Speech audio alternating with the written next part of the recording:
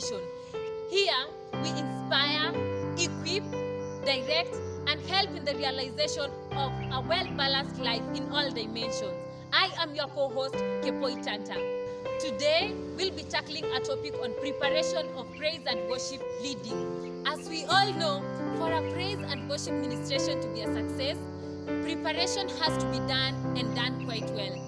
Join our host Kithome Dan as he takes us through the show. So I want to introduce to our guests today that are with us, and from my left I have my sister Witness Muthoni. I know she's got a lot today and she's ready for the show.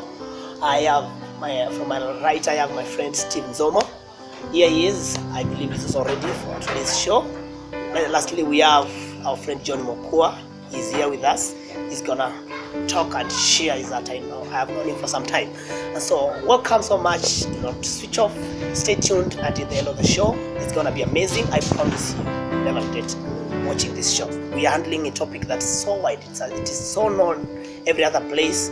The preparation for praise and worship. You know, guys, we have heard about this topic so many times. We know even in our churches where we go, we have praise and worship. It's very instrumental when it comes to worshiping. So today I would want us to focus exactly on the preparatory part of it. We would want to know exactly what it entails, where it begins. Just to begin with, we may exactly hear from Steve. Where does it start exactly? Where does preparatory part of it begin? All right.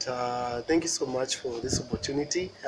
First of all, I will really say that for anything to be birthed in, this spiritual thing, praise and worship is not just about ministering and singing. Yeah. It is something that is spiritual and it's also individualized. You see, it is a relationship between you and God.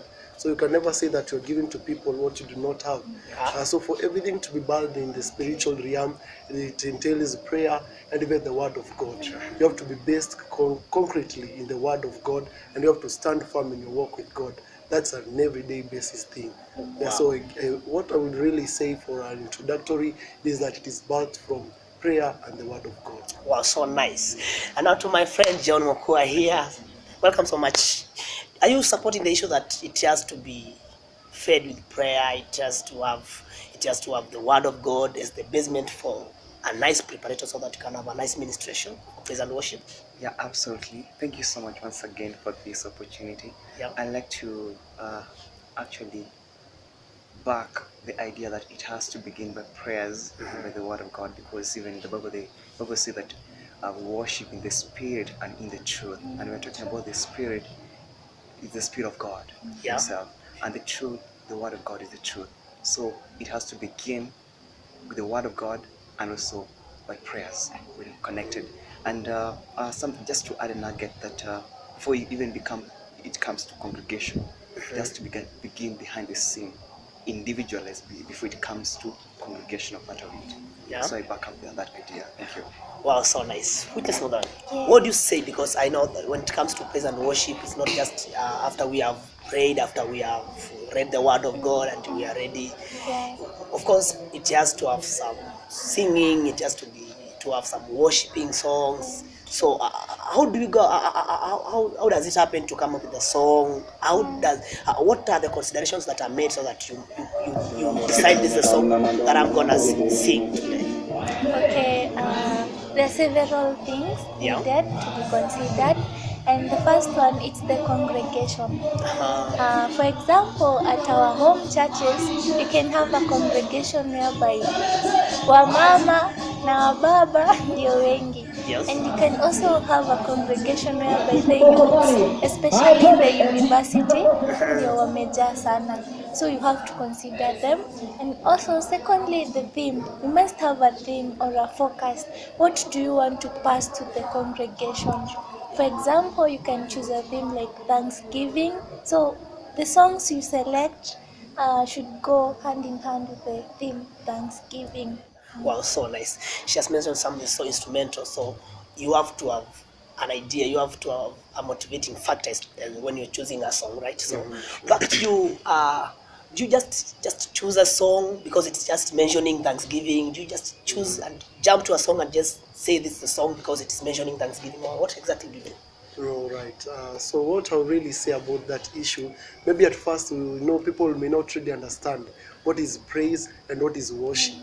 Basically, I'll start by saying that praise, it is giving God glory for what He has done, and what about worship is acknowledging of who God is in your life, not because of what He can give you, but even when He has not given you, you will acknowledge of who He is, that He is able to do it at any moment. Yeah, So basically, absolutely. when we start from choosing a song, we don't just consider any song. I know there are so many songs, but you have to acknowledge the aspect of, when you choose a song, you have to check first, am I vocally able to sing this song almost or not? Actually, you don't have to do it exactly the way it was done, because you have to be natural and you have to be yourself. You have to maintain your focus and who you are in everything that you do. And so when you choose a song, you have first to consider, are you vocally able to sing that song? There are some songs which begin with a very low note, and maybe your vocal range is not that much wide. Yeah. So you consider yourself. And the other aspect is the song really ministering to yourself before it ministers to anybody else? Is it really ministering to yourself? When you say Thanksgiving, are you really ministering to it? So it is something you have to consider and you have to check. Is it really ministering to myself? And after it ministers to yourself, then now you look at the lyrics or the words that it comes with.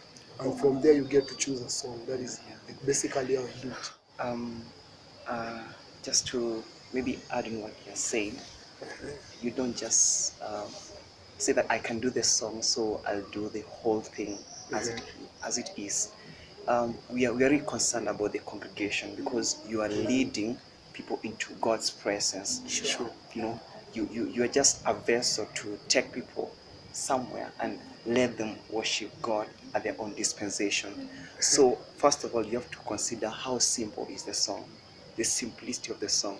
You can even take you don't have to take the whole song as it is. You have to take maybe a few parts and make it very simple, if it actually entails a lot of lyrics. Yeah. And again, I'll go back to you as an individual. You have to get the lyrics right, so that when you're on the stage, you're not really considering looking at maybe the projector, but you're focusing on the congregation. You're focusing on leading people into His presence, so that you may not be distracted. So just to say that, first of all, you have to consider how simple is the song. Maybe I can take an example. You've seen those songs, even kids can just groove with the song. So you have to break it down and be original. You don't have to sing how maybe Hillsong did the song, how William McDowell did the song. You have to be real, original. Sure. Yeah, thank you. So nice. The point is that you have to be real with the song. Yeah. You have to bring it to the point where you are ministering to the audience. Exactly. Audience Simplicity. consider it, right? So back to witness. We have heard a lot concerning your voice range, whether you are able to do, you considering the audience. Now, assuming you have all put that into consideration, and then you are here, and then you and the instrumentalists are parallel. You're not meeting. There's no point where you're coming together. And it is the material day. Yet you prepared. You got the song. You considered the issue of the audience, but you are in the church, but the instrumentalists together with you, maybe the backups, they are not together. So what do you exactly do so that you make sure you achieve the goal of worshiping? Okay.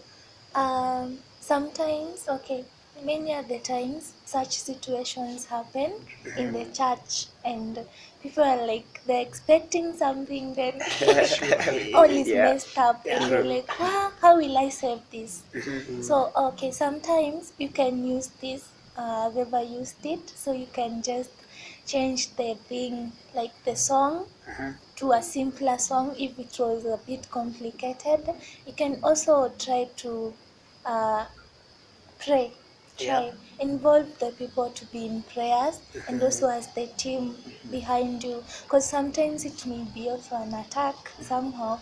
So I guess when you pray, it's going to work. Then after that, you can change the song, you can use the same song. Wow. Just play with the... In short, you have to have the mindset of ministry. Exactly. Ministering to people. Well, that's so nice. Guys, I'm telling you, you're amazing. You speaking your heart.